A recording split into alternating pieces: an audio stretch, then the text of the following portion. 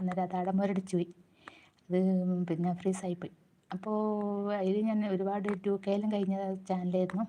അപ്പോൾ അതിലത്തെ ആൾക്കാരെല്ലാം കാണുമ്പോൾ എന്നോട് വീണ്ടും ഒന്ന് തുടങ്ങുമെന്ന് പറയുമ്പോൾ പിന്നെ അതുമല്ല, എനിക്കൊരു സംഭവം തുടങ്ങിയിട്ട് അതൊരു പാതി വഴിയിൽ നിർത്തുമ്പോൾ എൻ്റെ മനസ്സിന് എന്തോ ഒരു ടെൻഷൻ. കാരണം ഞാൻ ഏത് ഒരു സംഭവം തുടങ്ങി വെച്ചാൽ അതൊന്ന് പൂർത്തീകരിച്ചിട്ടേ ഞാനത് നിർത്തലുള്ളൂ.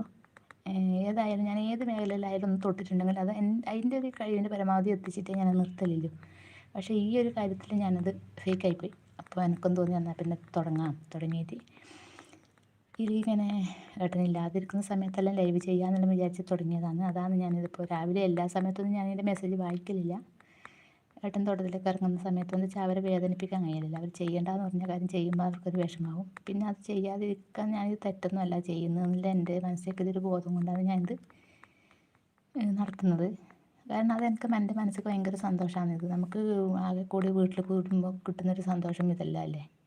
നമുക്ക് ചാനൽ നടത്തുമ്പോഴും എല്ലാം ലൈവിൽ പോയിട്ട് എല്ലാവരോടും സംസാരിക്കുമ്പോഴെല്ലാം നമ്മളെ മനസ്സൊരു ഫ്രീ ആവുന്നു. അപ്പോൾ അതുകൊണ്ട് ഞാൻ തുടങ്ങിയതാണ് ഒരു സന്തോഷത്തിന്.